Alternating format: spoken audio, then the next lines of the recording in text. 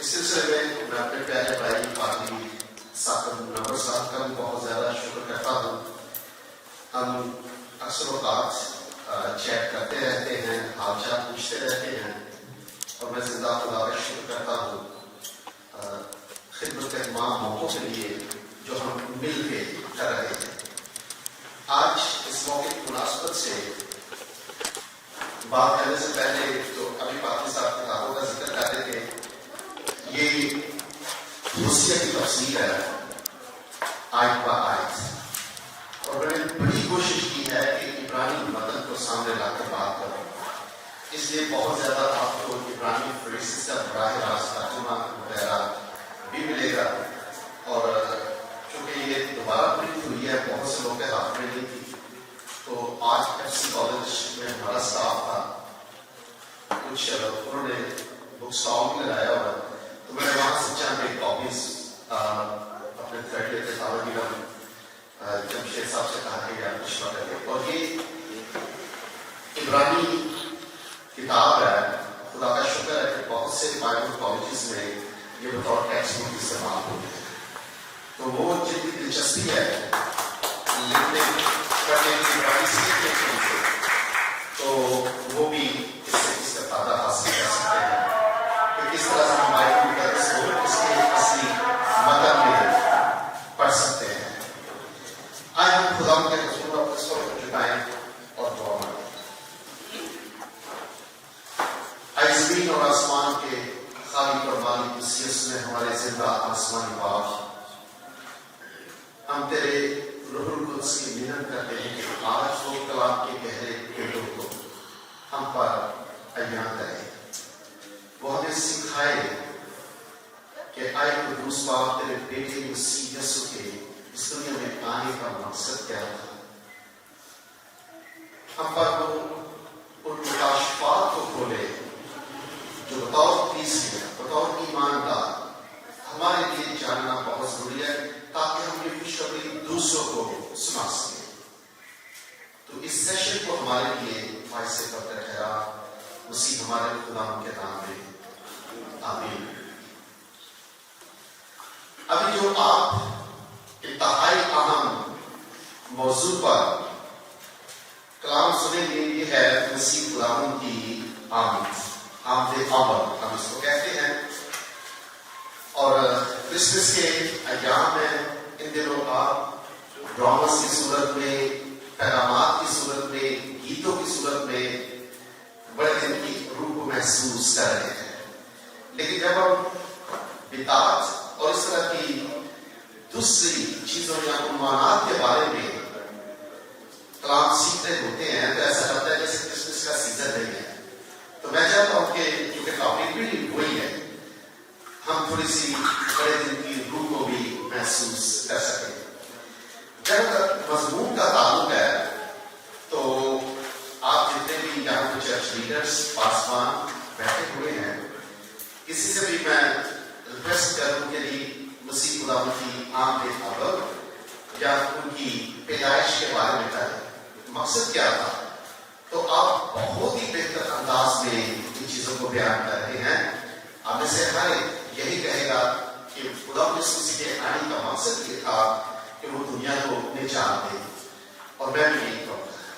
تو جتنی باتیں میں کہوں گا صرف یہ جسٹ ریمائنڈ یو، ہم مل کے ان چیزوں کو دہرائیں گے جو بائبل مقدس کی سچائی ہے کہ مسیح خداوند کی پہلی آمد کا مقصد کیا تھا.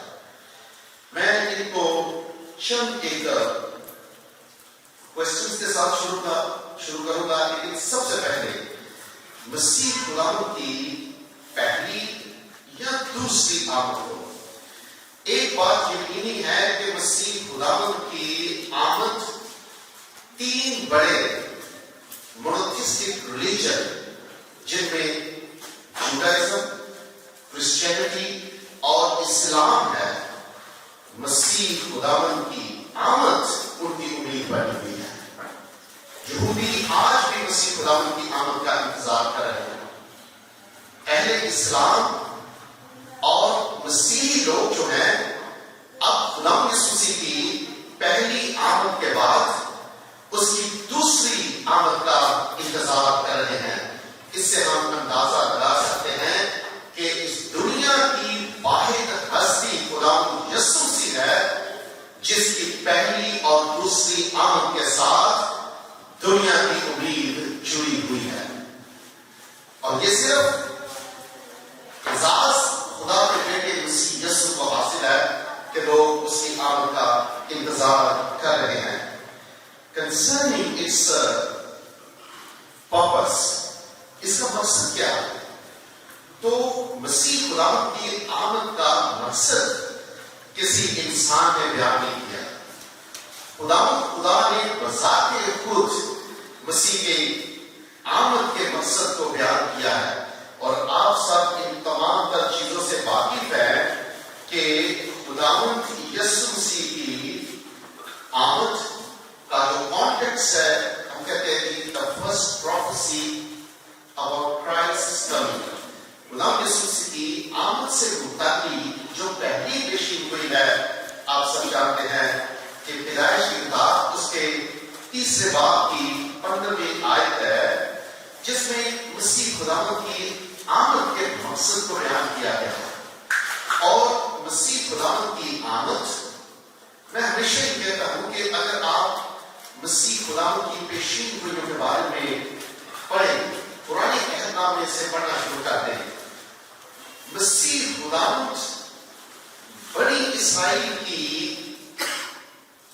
تاریخ دور میں یا ادوار میں ہمیشہ مسیح کی آمد کا پیغام جو ہے ایک امید کی کرن بن کے ہمیں نظر آتا ہے.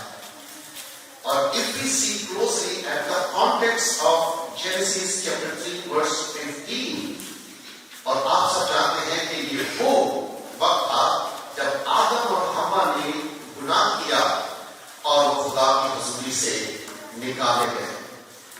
ایسے موقع پہ زندہ خدا نے مسیح کی پہلی آمد کے بارے میں سب سے پہلی خوشخبری سنائی تھی، اور وہ مخاطب ابلیس سے تھا. خدا مخاطب ابلیس سے تھا، چونکہ یہ ابلیس ہے جس نے گناہ کے وسیلے سے انسان سے وہ زندگی چھینی جو خدا نے اسے دی. یہ ابلیس تھا جس نے گناہ کی وجہ سے آدم کو زندہ خدا کی حضوری سے نکالا. اس کانٹیکسٹ میں خدا نے ابلیس سے مخاطب ہو کر یہ کہا تھا کہ اب وہ ابلیس اور عورت کی نسل کے درمیان عداوت ڈالے گا. ابلیس اس نجات دہندہ یعنی مسیح خداوند کی ایڑی پہ کاٹے گا اور مسیح خداوند ابلیس کے سر کو کچلے گا. اس کی انٹرپریشن اب بڑی لمبی چوڑی کر سکتے ہیں. صرف اتنا کہ مسیح خداوند کی آمد کا مقصد خدا نے شروع میں ہی بیان کر دیا تھا. بعد کے انبیاء نے اسی چیز کو لے کے صدیوں بعد انہی چیزوں کو دہرایا، لیکن کچھ فرق انداز میں.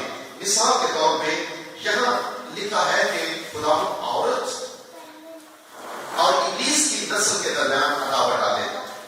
اگر آپ مقدس یوسیہ کا صحیفہ اس کے 7ویں باب کی 14ویں آیت پڑھتے ہیں تو وہاں مقدس یوسیہ جو ہے وہ اس سچائی کو تھوڑا سا اور وضاحت کے ساتھ بیان کرتا ہے، اور وہ کہتا ہے کہ دیکھو ایک کنواری حاملہ ہوگی اور بیٹا جائے گی اور اس کا نام ایمانویل رکھا جائے گا، جس کا ترجمہ ہے خدا ہمارے ساتھ. وہی بات جو خدا نے ابلیس سے مخاطب ہو کر کہی تھی، اب مقدس یوسیہ جو ہے اس کو تھوڑا سا واضح کر رہا ہے. ہم اسے کہتے ہیں پروگریسو ریولیشن، جو وقت کے ساتھ ساتھ واضح سے واضح ہوتا چلا جاتا ہے. اور یہ پیشین ہوئی خدا مسیح کی پیدائش سے تقریباً 750 سال پہلے مقدس یوسیہ نبی بیان کرتا ہے. لیکن جب آپ مقدس متی کی انجیل اس کا پہلا باب اور اس کی 21ویں آیت پڑھتے ہیں تو ایک بار پھر جب مقدس فرشتہ پیغام لے کر آتا ہے، مقدس یوسف سے مخاطب ہوتا ہے.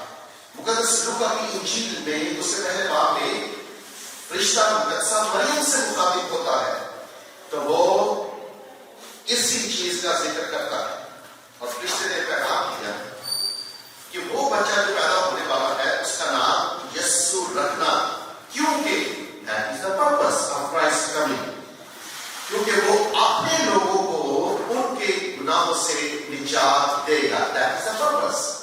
سو مسیح خداوند اس دنیا کی واحد ایسی ہستی ہے جس کی آمد کا مقصد کسی انسان نے نہیں بلکہ زندہ خدا نے ذات خود بیان کیا ہے، اور بعد میں وہی مقصد جو ہے وہ فرشتوں کے وسیلے سے ان کی وضاحت بھی ہمیں نظر آتی ہے۔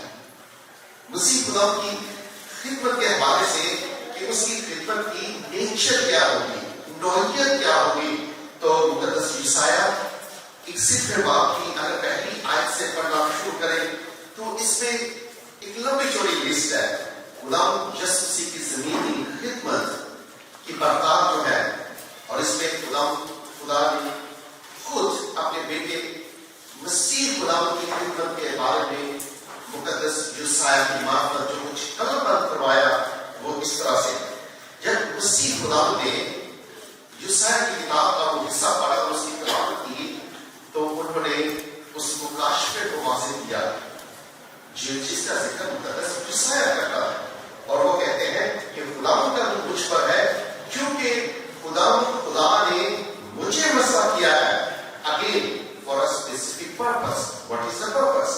The purpose is تاکہ حلیموں کو خوشخبری سناؤں، شکستہ دلوں کو تسلی، قیدیوں کے لیے خوشخبری، رہائی، نجات اور چھٹکارے کا پیغام دیا ہے۔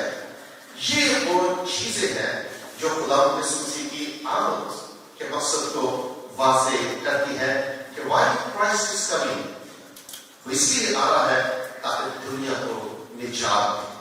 Now the question is نجات کس چیز سے؟ اب یہاں پہ ہمیں جو biblical concept of sin ہے، گناہ کا بائبلی تصور جو ہے اس کو سمجھنا بہت ضروری ہے۔ جس طرح سے بائبل مقدس گناہ کے تصور کو بیان کرتی ہے، بڑی دفعہ ہم اپنے پلپٹ سے اس کی وہ تصویر پیش نہیں کرتے۔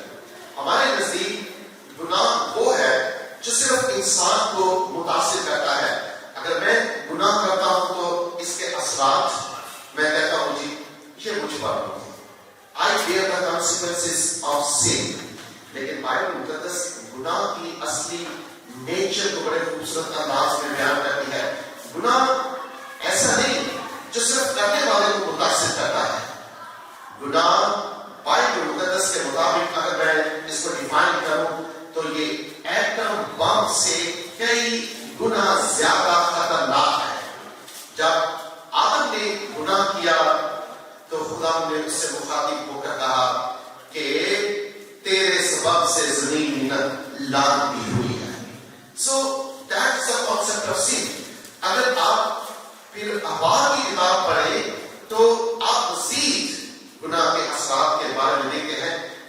گناہ صرف انسان کو متاثر ہی نہیں کرتا، احوال کی کتاب اس کے 16 باب کے مطابق گناہ خدا کی حضوری کو بھی ناپاک کرتا ہے، اور اس میں یہ قوت اور قدرت ہے کہ وہ خدا کی حضوری کو بھی ناپاک کرتا ہے۔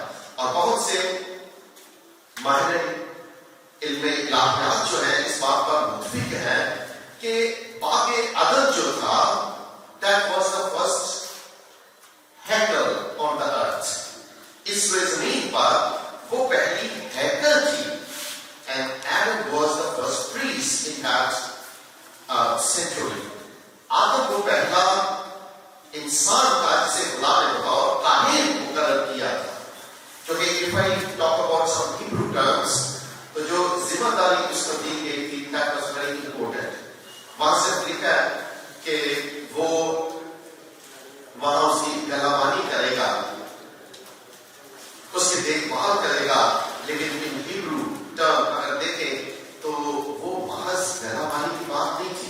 خدا نے اس کے ہاتھ میں کوئی ربا نہیں تھا پکڑوایا، اس کا مطلب یہ تھا کہ روزندہ خدا کی عبادت کرے گا اور اس کے ساتھ وہ خدا کی ہیکل کا جو تقدس ہے، اس کی پاکیزگی جو ہے وہ اس کا محافظ ہوگا. That was his first responsibility. اس لیے آدم نے جب گناہ کیا تھا تو یہ صرف اس کی ذات تک محدود نہیں رہا. اس نے آدم جہاں وہ مقام تھا اس نے اس کو ناپاک کیا تھا، اور اس کے ساتھ ساتھ اس کی ساری کائنات جو ہے وہ گناہ آلودہ ہوئی. اسے ہم لیتے ہیں the concept of universality of sin. گناہ کی عالم گیریت کہ اب گناہ جو ہے it's not an issue of only one nation or one tribe or one person. یہ کسی ایک فرد واحد، کسی ایک قبیلے یا کسی قوم کا مسئلہ نہیں ہے. It's a sin of every single person who has ever born on this planet. جو بھی اس دھرتی پہ پیدا ہوا ہے وہ گنہگار ہے. اس کا رنگ و نسل یا کسی مذہب سے کوئی تعلق نہیں ہے. جو بھی انسان ہے خواہ وہ کسی رنگ و نسل سے یا مذہب سے تعلق رکھتا ہے وہ گنہگار ہے، کیونکہ خدا کا کلام یہ فرماتا ہے کہ سب نے گناہ کیا اور سبھی خدا کے جلال سے محروم ہیں. اور یہ تصور صرف آج کی موجودہ دنیا کا نہیں ہے. شروع میں جب سے تہذیبوں نے فرمان چلنا شروع کر دیا تو انہوں نے گناہ کی سنگینی کو ریئلائز کیا. It's not only biblical characters جو صرف گناہ کی سنگین حالت کا اعتراف کرتے ہیں، جو قبول کرتے ہیں کہ every single person is sinner. It's not only that. اگر آپ قدیم مشرق قریب کا مطالعہ کریں تو ایک سمیری متن دریافت ہوا جس کی عبارت کا مفہوم یہ ہے. وہ سمیری متن جو ہے وہ بیان کرتا ہے کہ کبھی کوئی بچہ اس دنیا میں بے گناہ پیدا نہیں ہوا. قدیم سے یعنی پرانے زمانے سے جب سے اس دنیا کا آغاز ہوا، وہ کہتے ہیں کہ کون ہے اس دنیا میں ایسا جو بغیر گناہ کے پیدا ہوا ہے. اور اس کے بعد ایک عقادی متن گناہ کے بارے میں یہ بیان کرتا ہے کہ ایک شخص اپنے دیوتا کے سامنے بے بس کھڑا ہے اور وہ بیان کرتا ہے کہ اے دیوتا کون ہے جس نے کبھی دیوتا کے خلاف گناہ نہیں کیا. That is the biblical concept of sin. کہ آدم نے خدا کے خلاف گناہ کیا تھا اور اس طرح سے وہ گنہگار ٹھہرا. عقادی متن کے مطابق ایک عقادی شخص اپنے دیوتا کے سامنے کھڑا ہو کر چلاتا ہے، اس بات کا مقابلہ کرتا ہے کہ انسان گنہگار ہے. اس دنیا میں کوئی ایسا شخص نہیں جو بغیر گناہ کے پیدا ہوا. اسی طرح سے اگر آپ یونانی روایت دیکھیں تو یونانی روایت بھی اس بات کا اعتراف کرتی ہے کہ اس دنیا میں جتنی آفات اور مصیبتیں آئی ہیں یہ انسان کے گناہ کی وجہ سے ہے. اور اس کو ہم ٹیکنیکل لینگویج میں کہتے ہیں پینڈورا باکس.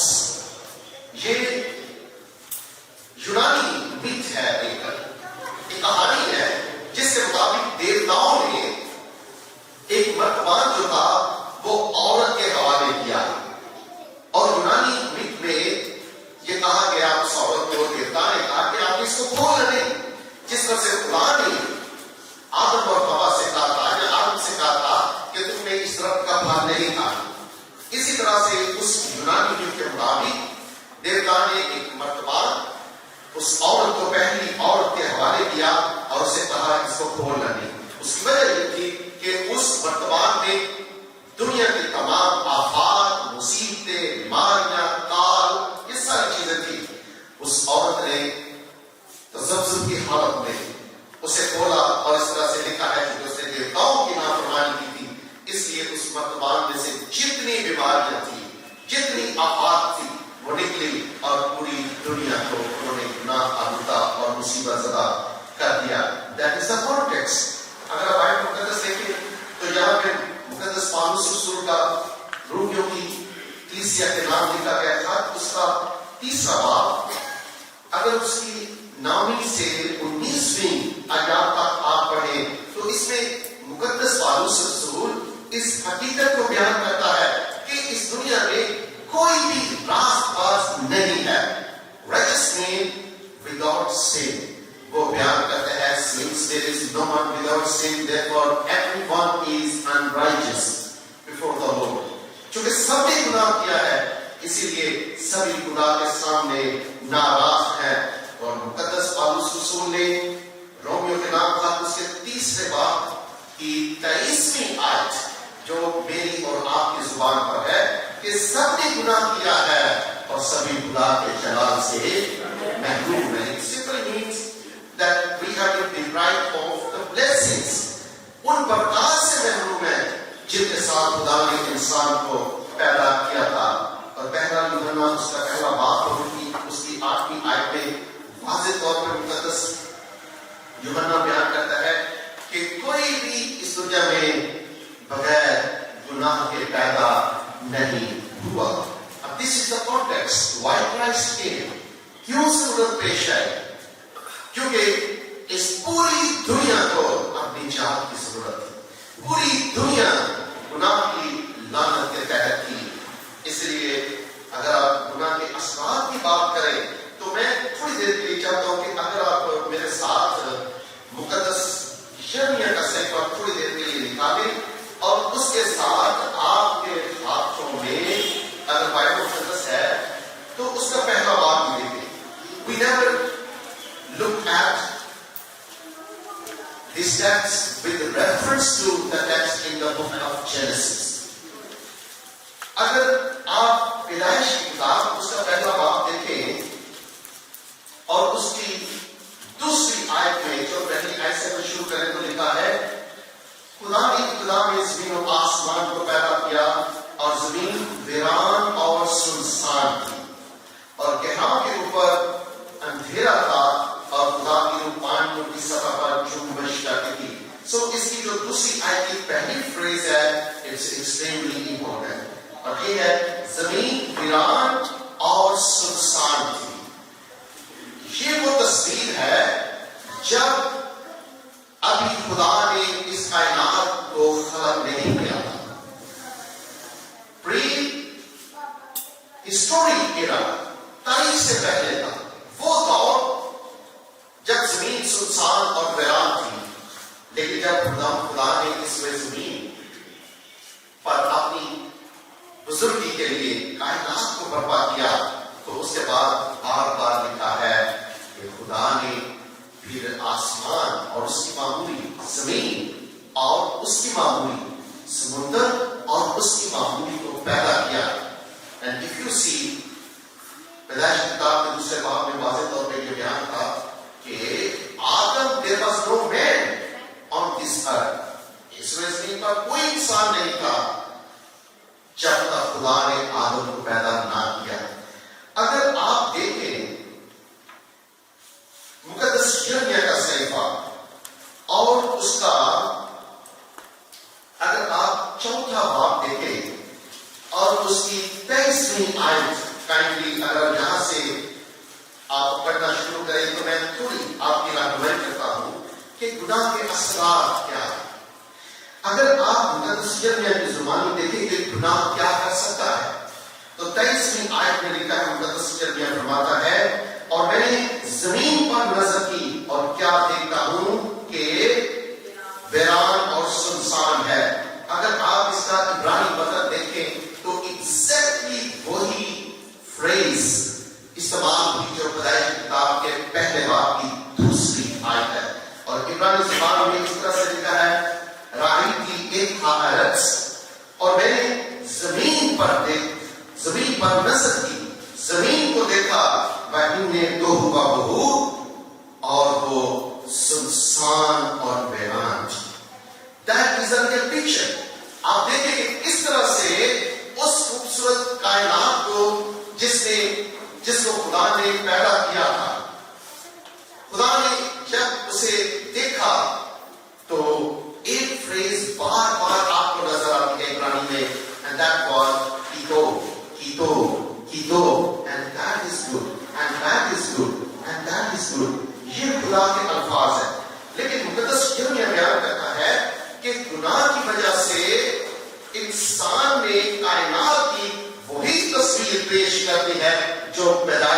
پہلے کی تھی.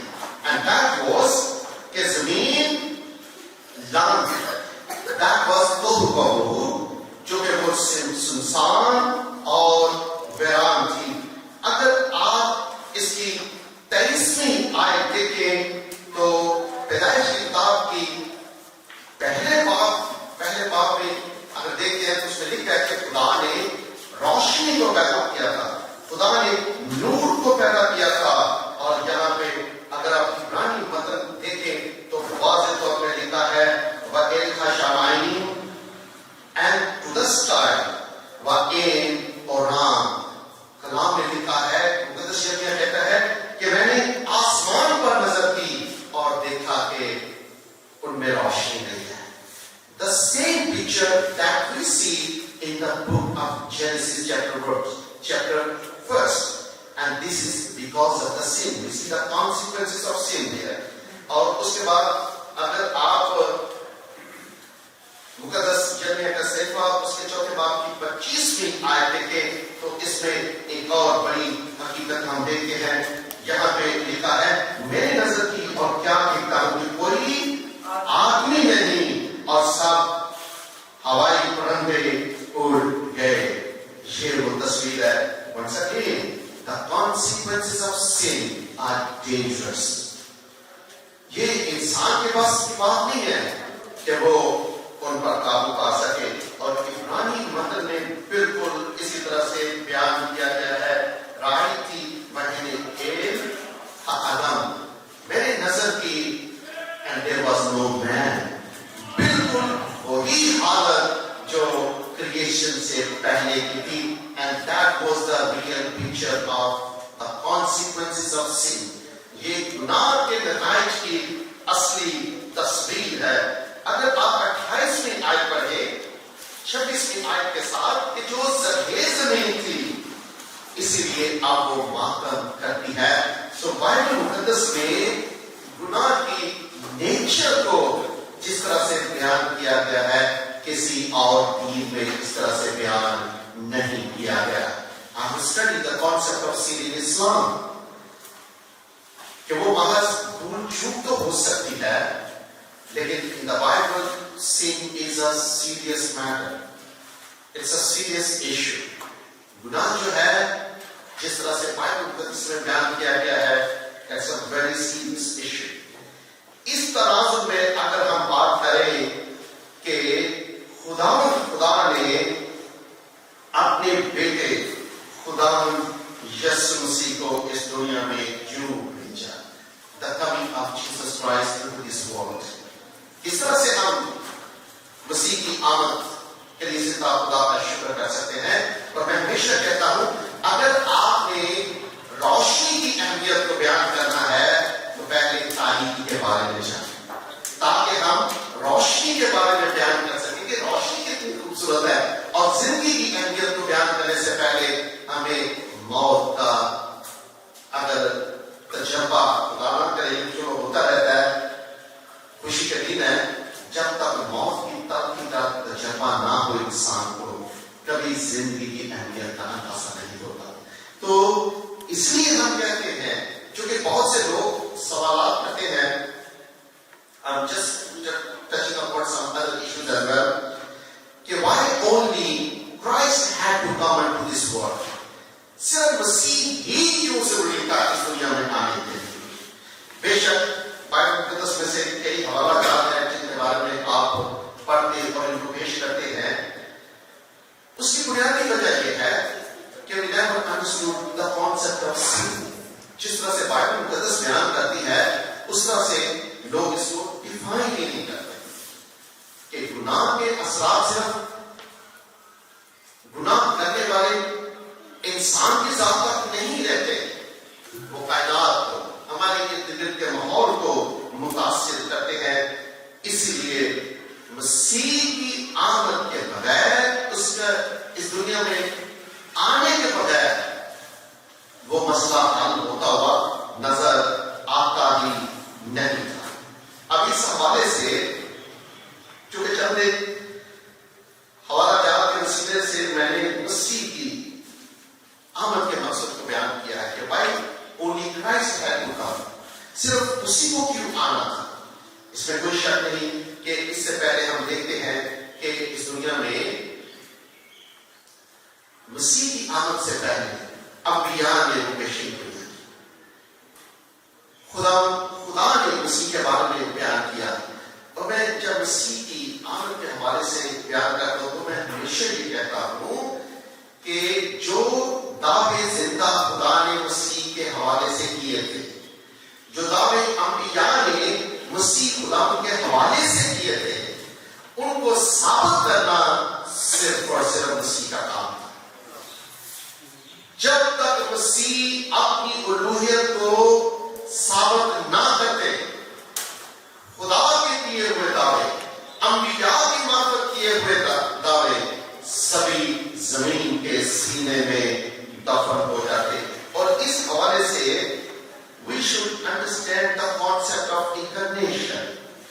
اگر آپ مقدس لوکا کی معرفت لکھی ہوئی انجیل اس کے پہلے باب کی 26ویں آیت سے اگر آپ پڑھنا شروع کریں تو یہ وہ مقام ہے، یہ وہ حوالہ ہے جس میں فرشتہ مقدسہ مریم کے پاس الہی پیغام لے کر آتا. اور اس میں وہ مسیح خداوند کا ایکچولی تعارف پیش کرتے ہیں کہ جو اس دنیا میں بچہ یا جو اس دنیا میں ہستی آنے والی ہے وہ اپنی ذات اور صفات میں وہ کیسی ہے. اور اس حوالے میں ہمیشہ یہ آیات پڑھنا پسند کرتا ہوں زندہ خدا کے جلال کے لیے. اور مسیح یسوع کی شان میں کہ فرشتے نے اس سے کہا، مریم سے کہا، اے مریم خوف نہ کر کیونکہ خدا کی طرف سے تجھ پر فضل ہوا ہے، اور دیکھ تو حاملہ ہوگی اور تیرے بیٹا ہوگا، اس کا نام یسوع رکھنا. اگر ہم مقدس متی کی معرفت انجیل اس کے پہلے باب کی 21ویں آیت کو دیکھیں تو اس نام کے مینس فرشتے نے بیان کیا کہ یسوع اس لیے کیونکہ وہ اپنے لوگوں کو ان کے گناہوں سے نجات دے گا. 32ویں آیت میں اس طرح سے لکھا ہے وہ بزرگ ہوگا اور خدا تعالیٰ کا بیٹا کہلائے گا، اور خدا اس کے بعد داؤد کا تخت اسے دے گا. And that was prophecy referring in 2 Samuel chapter 7. ہم اس کو ڈیویڈی کونینٹ بھی کہتے ہیں کہ داؤد کے ساتھ جو خدا کا وعدہ تھا، and that was reminder of that prophecy. اور خدا اس کے بعد داؤد کا تخت اسے دے گا اور وہ یعقوب کے گھرانے پر اب تک بادشاہی کرے گا اور اس کی بادشاہی کا آخر نہ ہوگا. اب مقدسہ مریم کے لیے ان چیزوں کو قبول کرنا، ہضم کرنا یا سمجھنا بہت مشکل تھا، لیکن فرشتہ مسیح اس بات کی وضاحت کرتا ہے اور فرشتے نے اس سے جواب دیا کہ روح القدس تجھ پر نازل ہوگا اور خدا تعالیٰ کی قدرت تجھ پر سایہ ڈالے گی، اور اس سبب سے وہ معلوم مقدس خدا کا بیٹا کہلائے گا. یہ ہے مسیح خدا کا تعارف جو ہستی اس دنیا میں آنے والی ہے. اس لیے مقدسہ مریم نے اپنے آپ کو زندہ خدا کے اس منصوبے کے سپرد کر دیا، یہ کہتے ہوئے کہ میں خدا کی بندی ہوں، میرے لیے تیرے قول کے موافق ہو. اب دیکھیں پیدائش سے لے کے انبیاء کے صحائف اور نئے عہد نامے تک اگر ہم چلے آتے ہیں تو مسیح کے بارے میں بڑے بڑے دعوے صرف مسیح نے ثابت کرتے تھے اور کسی نے نہیں کرتے. اور اس حوالے سے the concept of incarnation is extremely important.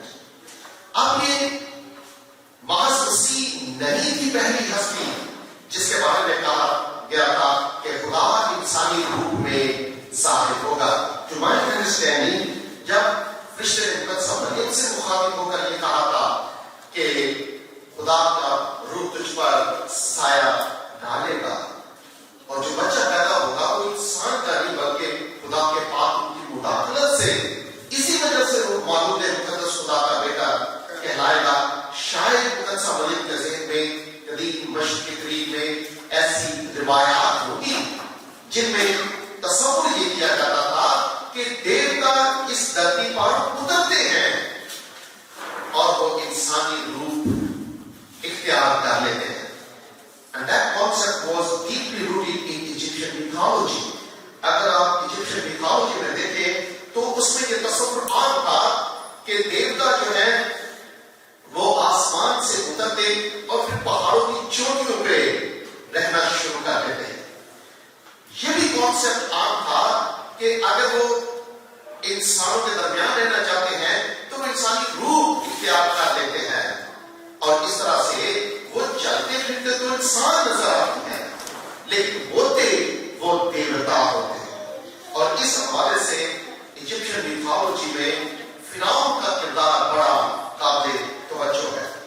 اس میں واضح طور پہ اس کی الوہیت کا بیان کیا جاتا ہے کہ وہ مجسم دیوتا ہے, وہ مجسم خدا ہے جو انسانی روپ میں قدیم مصریوں کے سامنے ہے. اگر آپ الامانہ سے دریافت شدہ خطوط دیکھیں تو ان کی ایک چھوٹی سی عبارت ہے جس کا خوبصورت ہمیں ایک پیراگراف ملتا ہے اور اس میں ایک آیت جو میں آپ کے یہاں سے پڑھنا چاہتا ہوں.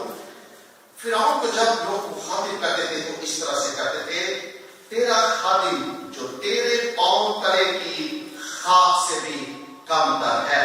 اور اس کی بنیادی وجہ یہ ہے کہ لوگ یہ تصور کرتے تھے کہ فرعون جو ہے وہ مجسم دیوتا ہے, اس نے انسانی روح اختیار کیا ہے.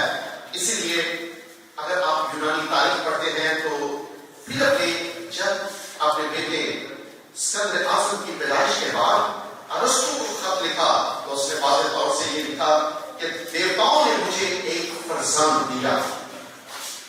اس کے بعد جب اس نے لائسیماکس کو خط لکھا اس میں بھی اس نے اس بات کا ذکر کیا.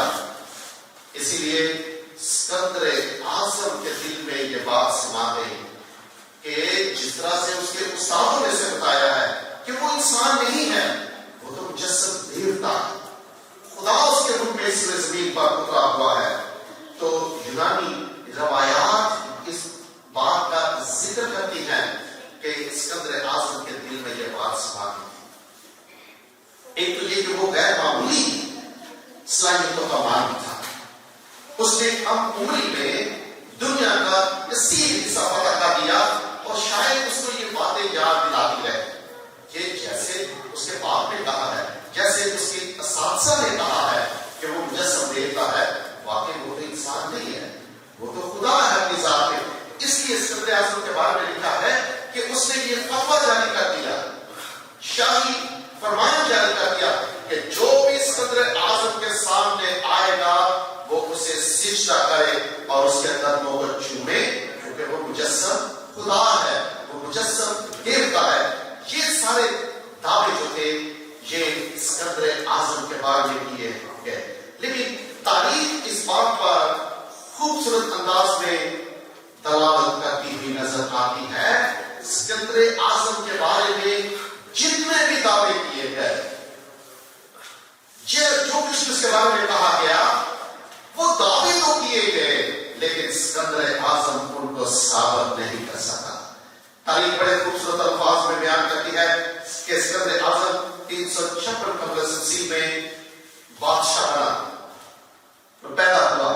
356 میں وہ پیدا ہوتا ہے اور 336 قبل مسیح میں وہ تخت نشین ہوتا ہے اور وہ اپنی فتوحات کا آغاز کر دیتا ہے. کہاں وہ یورپ سے نکلتا ہے اور وہ مشرق کی طرف بڑھتا ہے, وہ مصر سے واپس دوبارہ وہ مشرق کی طرف جاتا اور دنیا کو فتح کرتا جاتا ہے. ہمارے ملک پاکستان تک وہ آئے. یہ ساری چیزیں اس کو یاد دلا رہی تھی کہ جو کچھ اس کے بارے میں کہا گیا وہ ٹھیک ہے, لیکن تاریخ یہ بھی بیان کرتی ہے کہ وہ 323 قبل مسیح میں عام انسانوں کی طرح مر بھی گیا. اس کے دعوے اس کے ساتھ اس زمین کے سینے میں دفن ہو گئے. دعوے کرنا آسان ہوتا ہے لیکن ان کو پورا کرنا مشکل ہوتا ہے. یہ بڑے لوگوں کے بارے میں دعوے کیے گئے. بڑے لوگوں نے اس تاریخ کے مختلف ادوار میں اپنے آپ کو کبھی دیوتا کے طور پہ پیش کیا, کبھی مجسم خدا کے طور پہ پیش کیا, لیکن اس دنیا کی تاریخ بیان کرتی ہے کہ سبھی کے سبھی اس دنیا میں عام انسانوں کی طرح آئے اور عام انسانوں کی طرح مر گئے. لیکن خدا یسوع مسیح اس دنیا میں عام انسان کی طرح پیدا تو ہوئے ان اے سینس کہ بے شک وہ خدائے روح القدس کی وجہ سے اور اس کی مداخلت سے اس دنیا میں آئے, لیکن وہ چلتے پھرتے عام انسانوں کی طرح تھے. سو وہ اس دنیا میں آئے, اس کی بنیادی وجہ کفارہ, نجات, چھٹکارا, اور ہم اسے کہتے ہیں خداوند یسوع مسیح کی پہلی آمد. اس نجات کے منصوبے کی تکمیل کے لیے جس کے لیے خدا نے پوری کائنات کو بچانے کے لیے مسیح خداوند کو اس دنیا میں بھیجا. اور اس لحاظ سے the critical question within the framework of sacrificial system of the Bible مقدس کا جو قربانیوں کا نظام, یا اگر آپ اسے ٹیکنیکل لینگویج میں لیویٹیکل سیکریفیشل سسٹم کہتے ہیں, تو اس کے مطابق قربانی بہت ضروری تھی. اور یہ اصول کا, شریعت کا, نفش تحت نفش, جان کے بدلے جان, یہ اصول تھا. شین تحت شین, دانت کے بدلے دانت. اور اس طرح سے ایک لمبی چوڑی فہرست آپ شریعت کے حوالے سے دیکھتے ہیں. So that was a principle, نفش تحت نفش, جان کے بدلے جان, and that was divine principle. یہ الہی اصول تھا جو زندہ خدا نے ٹھہرایا تھا. اور if we are well aware of the sacrificial system, اس میں جو physical perfection ہوتی تھی, that refers to the inner perfection. ہم اس بات کو نہیں سمجھتے. بڑے دفعہ یہ ہوتا ہے کہ جانور آتے تھے, کاہن کے سامنے پیش ہوتے تھے, اور کاہن ان کا معائنہ کرتا تھا. اگر کوئی جانور فزیکلی پرفیکٹ ہوتا تھا تو کاہن کہتا تھا کامل, دس از پرفیکٹ, یہ کامل ہے, اٹس ایکسیپٹیبل, یہ خدا کے حضور قربانی کے لیے جا سکتا ہے. اب ایگزامپل کے بعد وہ جانور اس میں کسی طرح کو بھی نقص ہوتا تو وہ یہ کہتا سرات مین اٹس کوڑی, یہ اس لائق نہیں کہ خدا کے مسئلے کے پاس جا سکے. سو بائبل مقدس یہ بیان کرتی ہے کہ خدا کے حضور قربانی کامل ہونی چاہیے, اس کے بغیر گناہ کا کفارہ نہیں. But that was also true کہ وہ جانوروں کی قربانی تھی, لیکن اگر آپ دیکھیں ایسنس آف سیکریفائس وہ سیم تھا کہ بغیر خون بہائے معافی نہیں. پرانے احکام میں جانوروں کا خون بطور زندگی مسئلے پہ پیش کیا جاتا تھا, because blood stands for life in the Old Testament. پرانے احکام میں عبرانی زبان میں جو لفظ دام بمانی خون اور آئی بمانی زندگی جو تھا, یہ دونوں مترادفات تھے. اگر آپ کہتے ہیں خون, you mean life. If you say life, you mean blood. So خون اور زندگی مترادفات کے پرانے احکام میں. The principle is کہ جو شخص گناہ کرتا تھا وہ جانور کے خون کو اپنی زندگی کے طور پہ خدا کے حضور پیش کرتا تھا. Since the principle is the punishment and the consequences of sin is death. نتائج جو ہے گناہ کے وہ موت, وہ خدا سے جدائی ہے. اور اس کے بدلے اگر کوئی شخص زندگی کے بدلے زندگی پیش کرتا ہے تو پھر وہ اپنی زندگی سیو کر سکتا ہے. So that is the basic principle کہ کوئی انسان جانور کے خون کو لے کر, that was not only blood, that was life. تو وہ کہتا کہ Lord, here is life for life. چونکہ میں نے گناہ کیا ہے, therefore I deserve that. لیے کہ اس جانور کی قربانی جو ہوتی تھی وہ خون کی صورت میں خدا کے مذبح پہ ڈیلی دی جاتی تھی. اس طرح سے انسان کا جاتا تھا. اب پرنسپل یہ تھا کہ لائف فار لائف. جب مسیح خداوند کی آمد کے حوالے سے ہم دیکھتے ہیں اس کانٹیکسٹ میں تو پھر مسیح کا آنا اس لیے ضروری تھا. پہلی چیز کہ قربانی کے لیے کسی بے عیب مرے کا ہونا ضروری تھا. اور اگر آپ انسانوں کی بات کریں انبیاء اس میں شامل ہیں, ان میں ملکی پرہیزگار شامل ہیں. ہم خدا کے حضور خدا کی دی ہوئی راست بازی کے وسیلے سے تو راست پر ٹھہر سکتے ہیں, but by nature we are sinners. اور اس کا خوبصورت انداز میں مقدس داؤد اور مقدس پالوس رسول اور اس طرح کے لوگوں نے بیان کیا ہے کہ انسان خدا کے سامنے اس کی دی ہوئی راست پر یا فضل سے تو کھڑا ہو سکتا ہے, لیکن اگر وہ کہے کہ if he is without sin, therefore he dares to stand before the Lord, is wrong. اگر وہ کہے کہ چونکہ میں بغیر گناہ کے ہوں اس لیے میں جرأت کرتا ہوں خدا کے سامنے کھڑے ہونے کی, تو یہ نہیں ہے. As perfect man and Christ as perfect God. That was the point in the history کہ کیوں مسیح کو ہی آنا پڑا. مسیح کو اس لیے آنا پڑا کیونکہ کوئی انسان خدا کے درجے تک نہیں جا سکتا تھا. کوئی انسان خدا نہیں بن سکتا, لیکن خدا کے لیے ممکن تھا کہ وہ انسانی روپ میں اس دنیا میں آ سکے. That is our Christmas. That is our joy on Christmas. کہ خدا جو ہے وہ تو انسان تک آ سکتا ہے, انسان خدا تک اس طور پہ رسائی حاصل نہیں کر سکتا. So Christ's first birth shows کہ اس دنیا میں کامل خدا اور کامل انسان اترا ہوا ہے. اور اس کے مطابق ضروری شریعت کے مطابق یہ تھا کہ اگر آپ نے پرفیکٹ قربانی کی بات کرنی ہے تو وہ کئی اس دنیا میں پیار محبت کے حصوں میں ایک دوسرے کے لیے مرنے کے لیے تیار ہوتے ہیں. یہ عام سی بات ہے کہ پیار محبت کے حصوں میں جان دینا کوئی نئی بات نہیں ہے. ہم بڑی اس طرح کی کہانیاں سنتے ہیں, لیلا مجنوں, سسی ٹولو اور اس طرح کے کئی حصے. بٹ اگر آپ غلام یسوع مسیح کی بات کریں تو یہ صرف ایک فرد واحد کی بات نہیں تھی.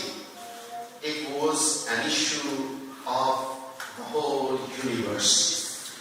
یہ پوری کائنات کا معاملہ تھا اور اس کے لیے انسان نہیں بلکہ خدا کو مداخلت کرنی تھی. And for example, if we say that someone may die for someone, اگر کوئی کسی کے لیے مر بھی جائے, جو مرنے والا ہے وہ تو مر جاتا ہے, لیکن اس سے دوسروں کو کیا فائدہ ہوتا ہے؟ کچھ بھی نہیں.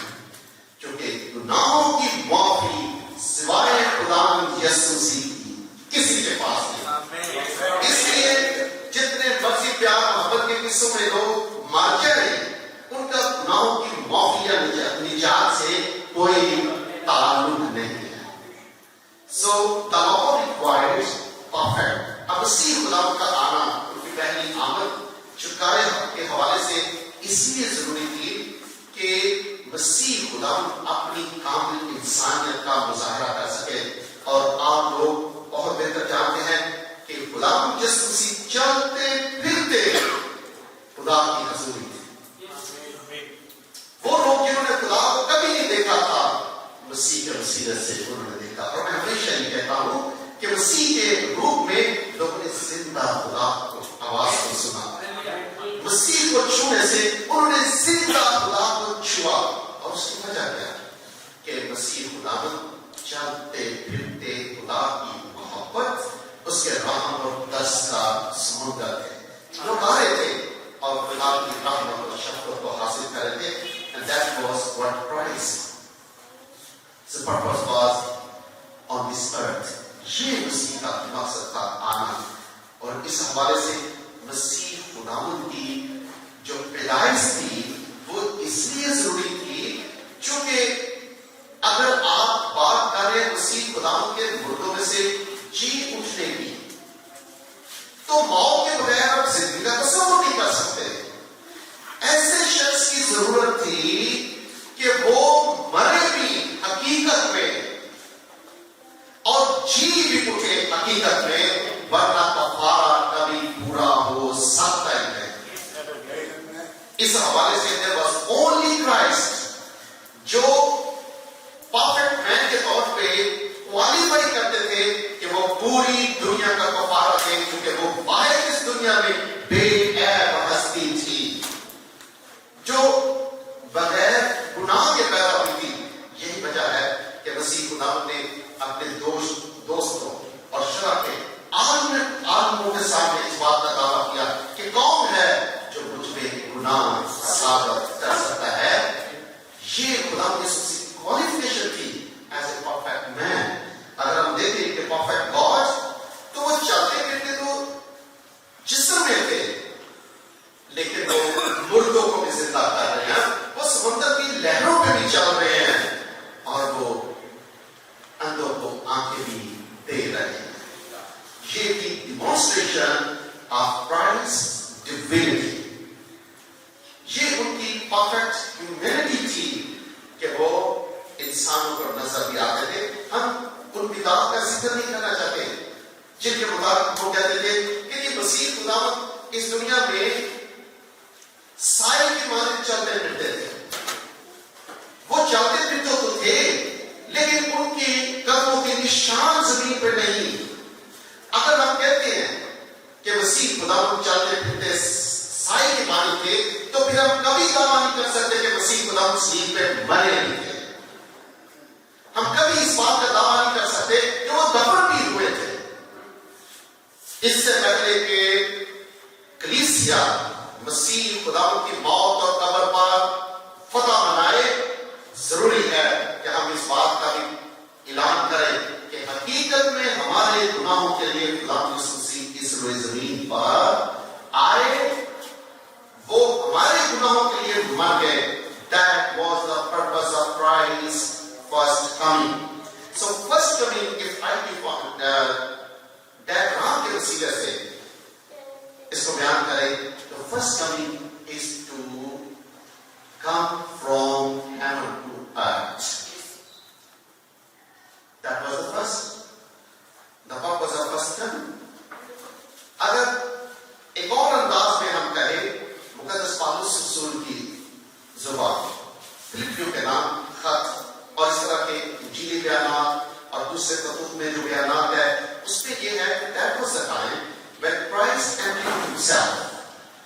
جب خدا مسیح نے اپنے جلال, اپنی عزت اور حشمت کو ایک طرف رکھا اور وہ میرے اور آپ کے لیے انسان بن گئے.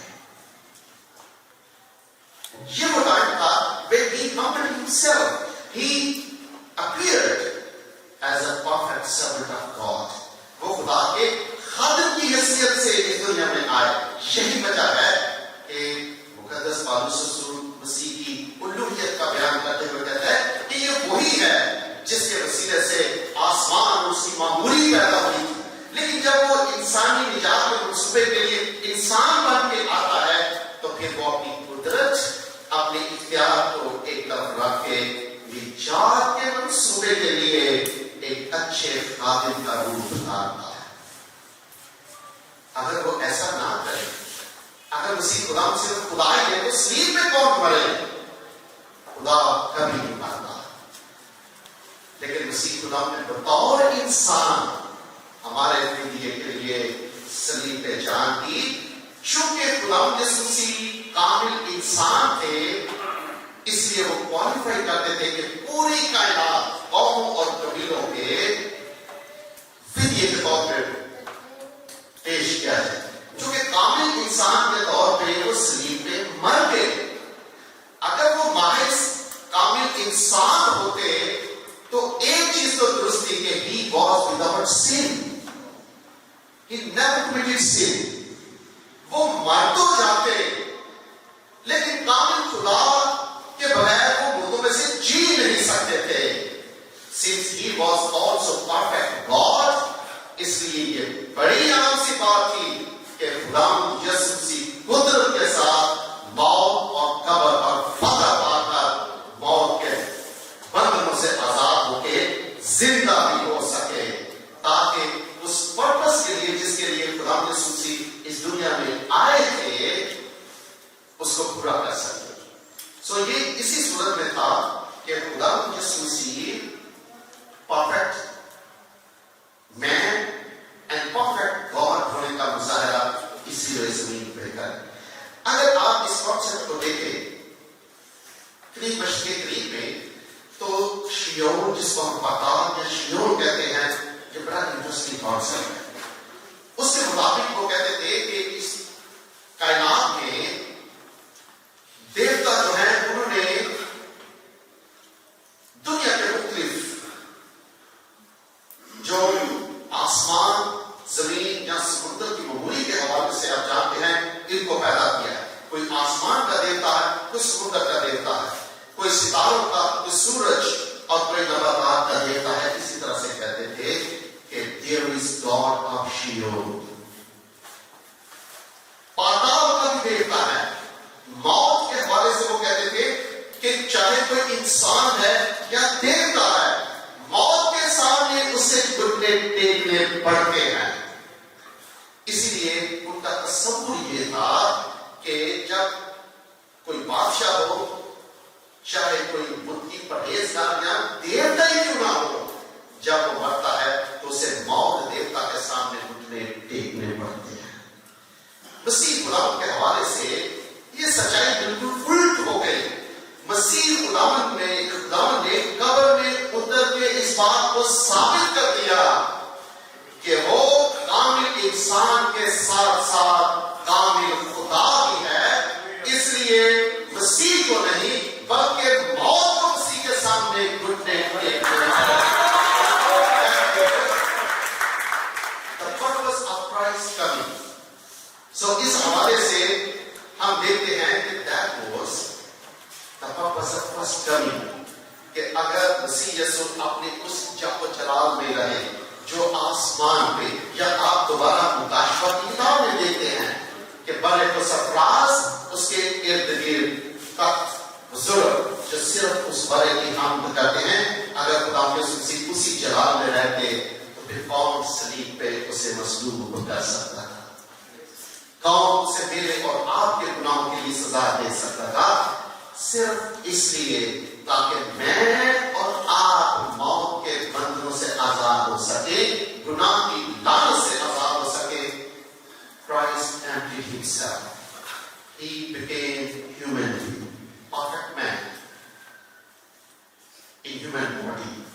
وہ کامل انسان انسانی روح میں ظاہر ہوا تاکہ وہ ہمیں نجات دے سکے. یہ تھا پرپس جو مقدس انبیاء جو تھے انہوں نے ڈیفائن کیا. یہ خدا نے ذات خود اپنی زبان سے پرپس ڈیفائن کیا تھا کہ خدا کی آمد کا مقصد کیا ہے. ناؤ کنسرننگ اس کی سیکنڈ کمنگ جو ہے ہم سب جانتے ہیں کہ وہ پہلی آمد تھی جب وہ انسان خادموں کا خادم بن کر آیا تھا. when he emptied himself. اب اگر ہم خطوط پہ اس کا نظارہ دیکھیں اب وہ بادشاہوں کے بادشاہ کے طور پہ مقرر فرشتوں کے ساتھ آئے گا اور دنیا کا ہر ایک گھٹنا اس کے سامنے جھکے گا. Now he is coming with perfect power and authority over everything. یہ فرق ہے پہلی اور دوسری آمد میں. کیونکہ پہلی آمد میں اگر وہ محض اپنی خدائی میں رہے اپنی الوہیت میں رہے تو کس کی ضرورت ہے کہ مسیح کو کوئی چھو سکتا ہے؟ صرف اس لیے تاکہ وہ میرا اور آپ کا فدیہ بنے. That was the purpose to achieve. اس لیے خدا مسیح کی محبت کا اندازہ اس بات سے ہوتا ہے the one who was born from God, light from light. خدا سے خدا, نور سے نور, اس نے میری اور آپ کی خاطر محض ایک چرنی میں جنم دیکھا